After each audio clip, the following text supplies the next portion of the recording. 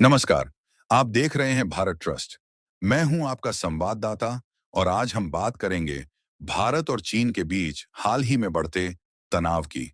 यह तनाव मुख्य रूप से हिमालयी सीमा क्षेत्रों, खासकर लद्दाख और अरुणाचल प्रदेश में बढ़ती सैन्य गतिविधियों को लेकर है।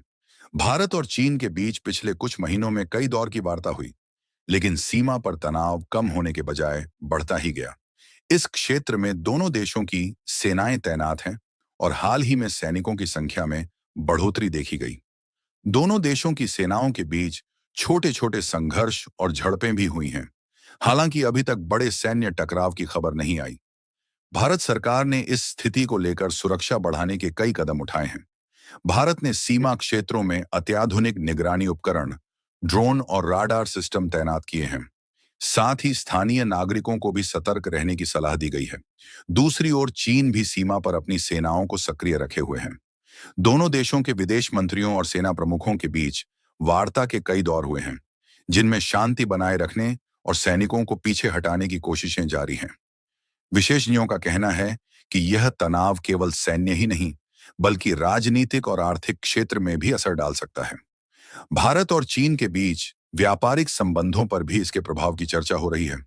कई बड़े भारतीय व्यापारिक समूहों ने चीन से आयात पर कुछ रोक या समयबद्ध उपाय अपनाने की तैयारी की है।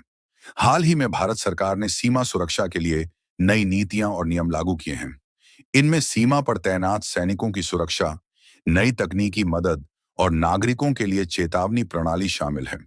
सरकार यह सुनिश्चित करना चाहती है कि कोई अप्रिय घटना न हो और सीमा पर शांति बनी रहे।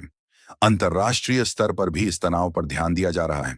संयुक्त राष्ट्र और कई अन्य देशों ने दोनों पक्षों से शांतिपूर्ण वार्ता और विवाद समाधान की अपील की है। कई विशेषज्ञों का मानना है कि अगर सही समय पर कूटनीति और वार्ता की जाए, तो यह तनाव कम किया जा सकता है। इस बीच सीमा पर रहने वाले नागरिक भी सावधान हैं। स्थानीय लोग नियमित रूप से सेना और प्रशासन से अपडेट लेते हैं और किसी भी असामान्य गतिविधि की सूचना तुरंत अधिकारियों तक पहुंचाते हैं।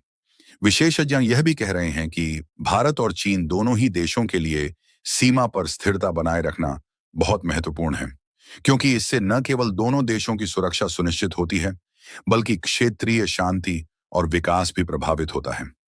इस तनाव के बीच भारत की सेना ने सैन्य अभ्यास और तैयारियों को बढ़ाया है। सीमा पर हवाई और जमीन पर दोनों तरह के अभ्यास किए जा रहे हैं। भारतीय सेना की रणनीति है कि वह किसी भी अप्रत्याशित घटना से निपटने के लिए पूरी तरह तैयार रहे। इस समय मीडिया और विशेषज्ञ दोनों ही लगातार इस पर नजर बनाए हुए हैं। हर नई खबर, नई सैन्य गतिविधि या दोनों देशों के बीच हुई किसी भी बातचीत को बड़े ध्यान से कवर किया जा रहा है। तो ये थी आपकी पूरी रिपोर्ट भारत और चीन के बीच चल रहे सीमा तनाव पर। हम आपको समय समय पर ताजा अपडेट देते रहेंगे